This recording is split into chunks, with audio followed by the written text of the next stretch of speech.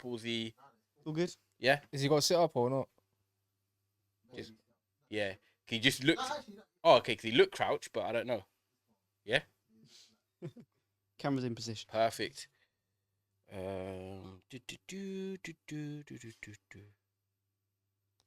Is the mic not in his face? No. Yeah, calm. That's mic no then. Perfect.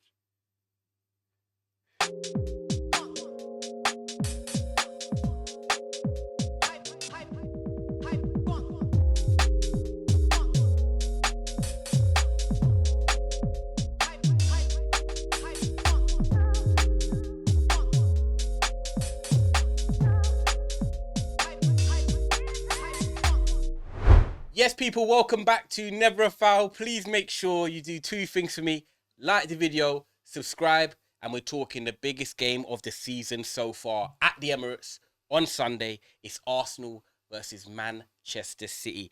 I'm joined by Sam, Man City fan, wearing a retro kit. Big up Sam coming through. No worries, no worries. Love that, love that. And obviously Cass, as always. But we've got to get straight into business. Talking the game this weekend. Title race, Arsenal, Man City. That's what people are building it up to be, but Liverpool are sniffing. First of all... Wait, Tottenham not sniffing? Nah. Why not? What, to be I'm fair, beaten as well, innit? In the Premier what League, colour's their no? kit? White. That's what they might be sniffing. I thought that was a trick question. Nah, but yeah, well, do you know what? It's actually interesting because to me, Daps and Cass do a lot of streams together talking about the title race and what we think. What do you think right now? Not what you thought at the start of the season. What are you thinking? 7 games in, obviously, you're on 18 points. Then you got Arsenal, Liverpool on 17 points.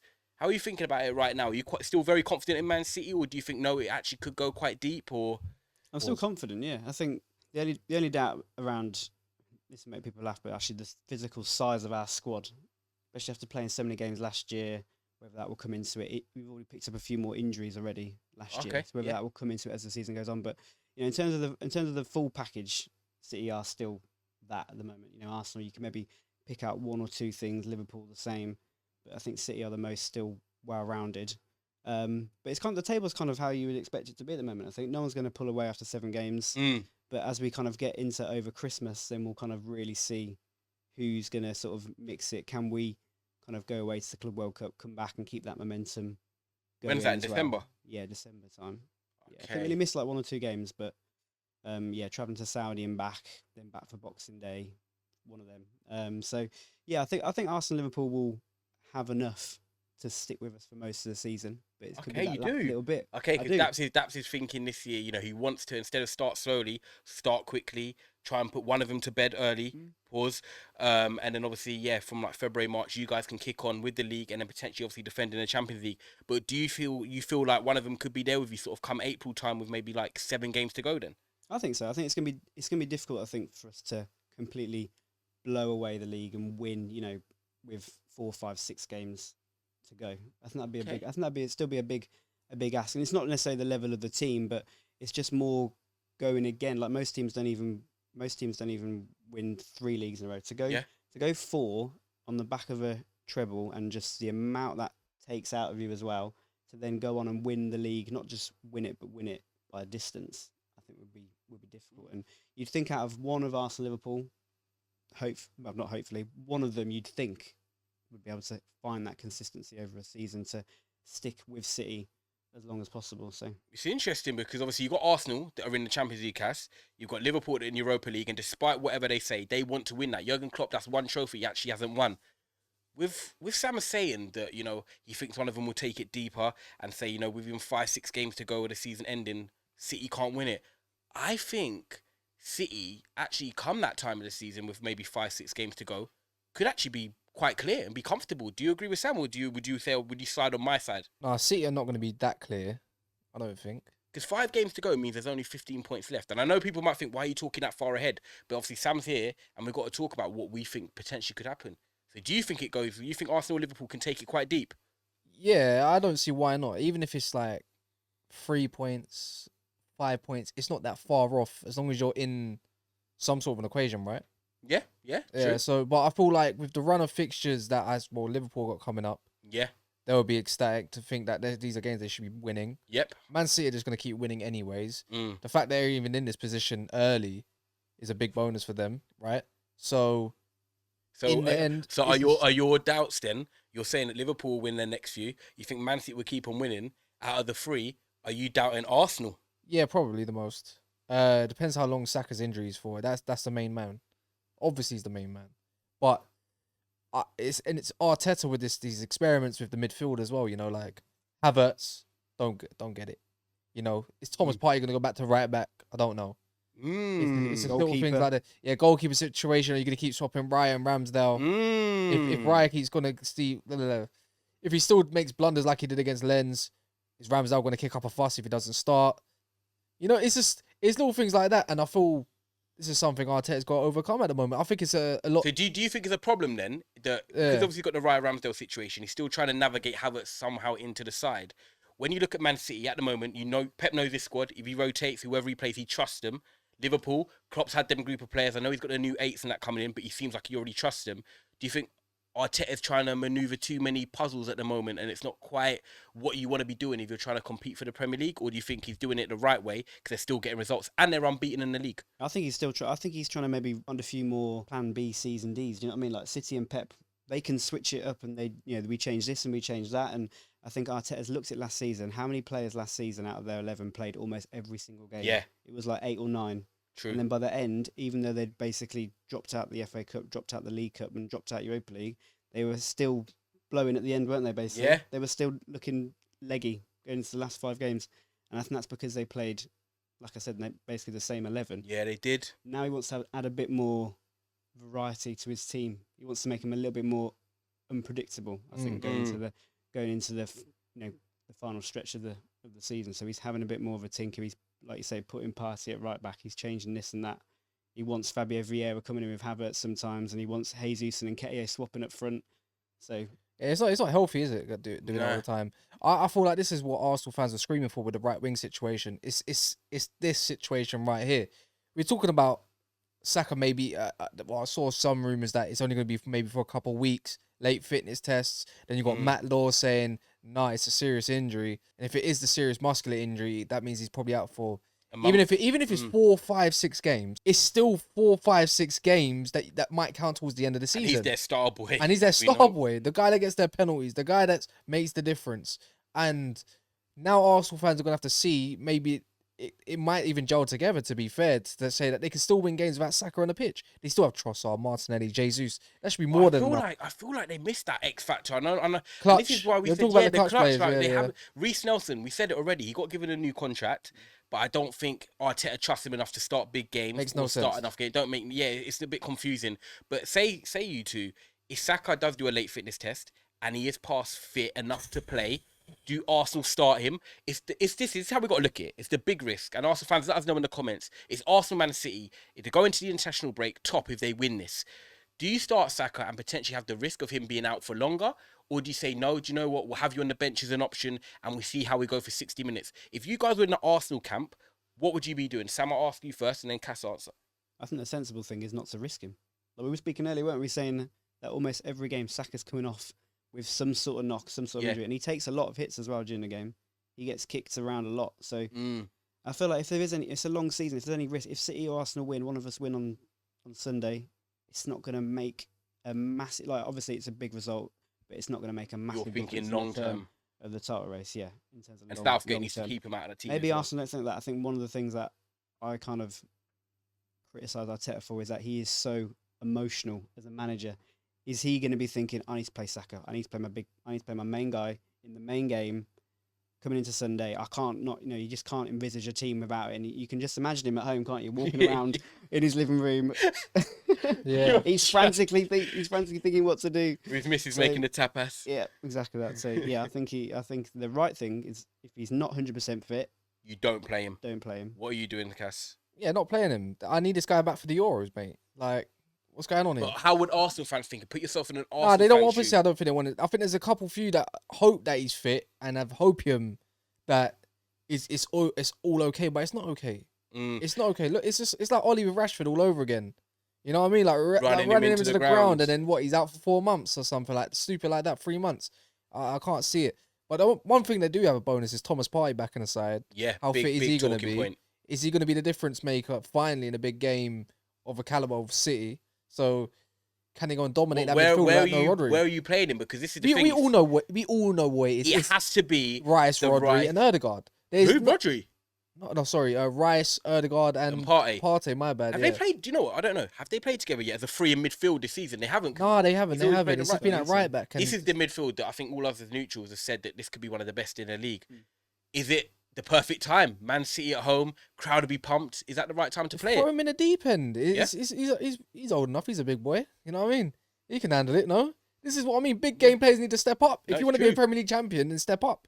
I hear it. Do you I hear it? So you know what I mean. But I'm not going to write off Arsenal. But there's a key player in this all. It's Jeremy Doku. Daps highlighted it earlier on the lives or in a stream, or it's that Zinchenko battle with Doku. It's just think if you can run at him and pin them back, then that midfield might collapse. But with no Rodri, I'm only gonna go off with what I've witnessed with no Rodri in the team was against Wolves. It's breaking down a team, moving the ball quick enough. Is it how sloppy is it gonna be? What's the new situation? But if there's one person that's gonna work it out, is Pep Guardiola.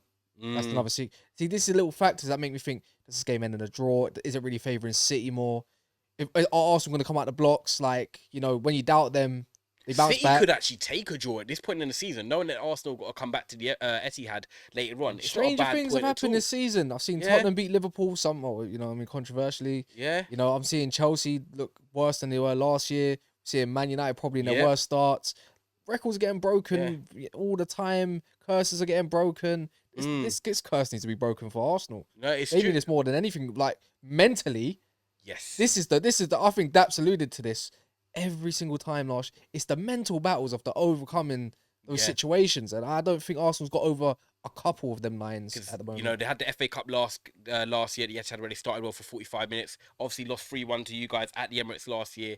They haven't been able to overcome that hurdle with Man City yet. And I think that's a big thing with them as well, because Arsenal 100% need to get that win. And if they don't, you know, I think it's a bit of a missed opportunity, Sam, because I look at this Man City team, and I'm not saying it's a poor Man City team. It's not. You've still got a good squad. But like we've said already, you know, your Mahrez and Gundogan's have gone, big game players as well. But KDB's injured. Rodri's out. Bernardo's just coming back. Yeah. Grealish has just come back. John Stones hasn't played a minute of football yet. This is a Man City team that, yes, can still win the game, but you're missing, or should I say, some of your key players are not fully fit like you'd want them to be. So how do you feel about Man City going into this game with some of them players just coming back? And what would you like to see in terms of your midfield as well? Because like Cass said about the Arsenal midfield, I also think your midfield has got to be carefully selected. What would you like to see? Yes, I think it is a good time to play us, to be fair. I think if you would have said to Arsenal, right, you're going to play Man City 7 games in, and they're going to be without De Bruyne, without Rodri, without Stones, like you say, those players just coming back as well. Bernardo, maybe not 90-minute match fit, like came off in the Champions League as well. So yeah, I think it's difficult because last week against Wolves, we weren't good at all. We had to come up against a team that just sat in, and without Rodri and without kind of those experienced players like Bernardo and De Bruyne, who are used to playing that, know sort of how to unpick the lock sort of thing, we didn't really have any answers. But I'm kind of thinking that maybe a Kovacic Nunes or Bernardo Nunes, something like that against Arsenal wouldn't be the end of the world. Because quite solid, actually. It's quite physical as well. And Arsenal go man-to-man. And what have me and you have spoken at work as well about how City have switched up their approach specifically for man-to-man. You know, being able to dribble, exactly, ball carry. Yeah, ball carrier. And actually, we spoke about Kovacic, Nunes, Bernardo, those sort of players, if they do drive with it, press us, they can kind of overcome it. They can beat the man, and then the game sort of opens up a little bit. So that's what I'm kind of hoping is going to be the alternative. But I suppose the problem is we're missing Rodri, who is, you know, his importance. He's missed 2 games. We've lost both. He's played tonight when we won again. He looked just imperious in the middle. He's like $1 million, isn't he?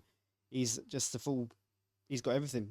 So that kind of leadership, that personality. Last year against Arsenal, he was brilliant at the Emirates. The year before, we scored the win at the Emirates. Yeah, it's gonna be really difficult without him. But there is enough there, I think, to get a result. And also, I think when you look at Man City, players like the Dokus, players obviously like the Grealish coming back in, you know, Matthias Nunes, new signing. It's a perfect time for them to sort of step up and also showcase themselves. If you're a player, you'll be looking at it like, I want to relish this. This is a big game. I know what it means in England. I know what it means to Man City, and I know what it means to Arsenal. So I want to step up. I want to play my part, even if Nunes is on the bench, but he comes on for 20 minutes. He wants to make a positive impact, just like he did against Forest. Stones needs to start. You going John Stones to start? Stones, Cover, Bernardo, Alvarez in the middle. Then I'm having Foden out wide. Doku, Haaland. Okay. I need Stones on the pitch if I'm a Man City fan. Just because you know what, they're lacking physicality a little bit when I'm deep in it.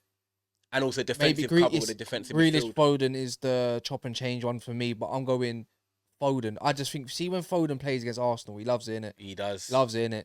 You know what I mean? For Alvarez, you can't drop the guy. Haaland, you can't drop the guy. Bernardo, you need for energy. He's not exactly a weakling anyways. And then Cover, because Ball carrying ball experience. carry, exactly. Yeah. Keep it ticking. And you got Stones just to slot in. Ruben Diaz, forget Walker for this game. Let him. He's old anyways. He's had enough games. He's sick though this season. I'll be honest. Yeah, he has been. But I'm just thinking, Vardio or Ake. I'm gonna go Ake's been brilliant. one of them. Yeah. Diaz and probably a Kanji, because I think he can keep up with the Trossards. He's more agile. Yeah. Do you know what I mean? To be fair, he's been one of like Pep's sort of guys that's gone under the radar, but he seems to be consistent. Trusted. Plays Yeah, and he's you trust him. He's trusted. He does 100%. I think when you think about it, Sam, for 40 million, he has gone under the radar, Akanji. And I think Gvardiol as well. I think this is a game where he will relish the fight. I think he'll relish the battle as well. And obviously him and Kovacic, both that Croatian connection. What do you think about him before we go into key players in our combined 11? Yeah, Vardy's just slotted in easy, to be honest. It's almost, I think with some defenders sometimes it's actually good when you're not noticing them that much. And I think he's just come in and he's done his job. I think he'll grow over time in terms of maybe more an expansive element of his game, maybe even like how John Stones has done it as well. Maybe Pep's got his eye on that, but from the left side sort of coming in.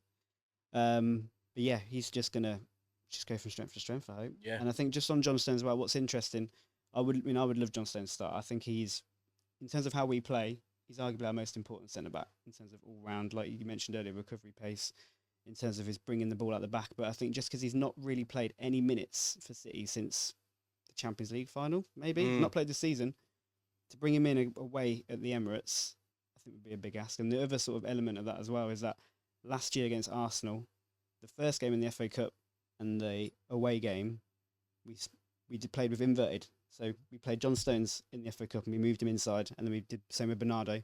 And then Pep scrapped that for the second half of the Emirates, and he scrapped it for the home game as well. We didn't have John Stones moving inside because they were going man to man. Pep didn't like how it matched up with the inverted. So in the home game against Arsenal, Stones didn't go in midfield in that game.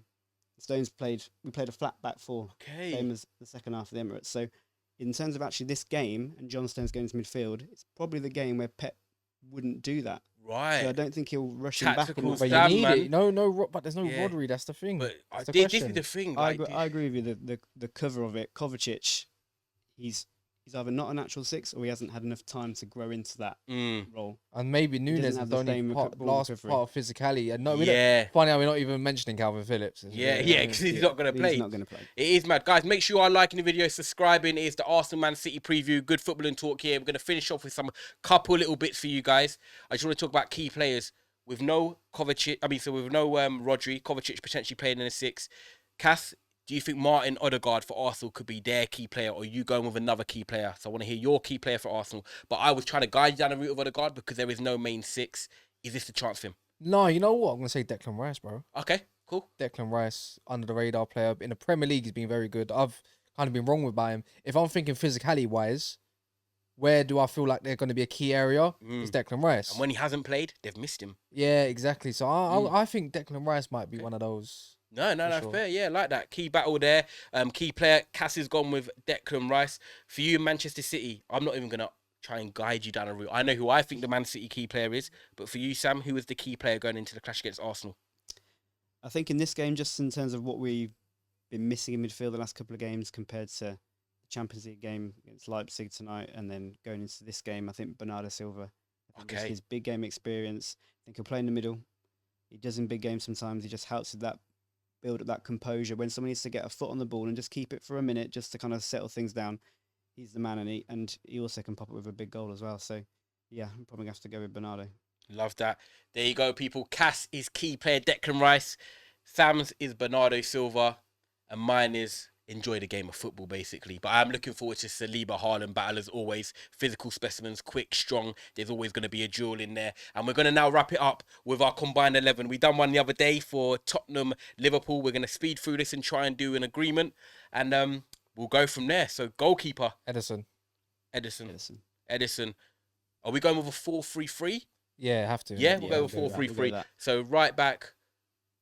Walker Okay. Stones. I or Ben can't lie. White. Go give a Walker, bro. Yeah, He's been great I'm this going season. Walker. Yeah, Can't okay. have Ben White over Carl. No. Ben White's been very solid, Yeah, but I'm yeah, going yeah. Kyle Walker. Yeah. So Edison, Kyle Walker, centre back. Saliba has to be in Has there. to be in there. And then it's got to be Diaz or Gavardio.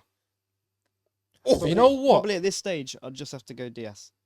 Uh, this I don't know. stage. You know, I think Right now. maybe Diaz maybe's not What, so you hit go my with two radar right too footers? much.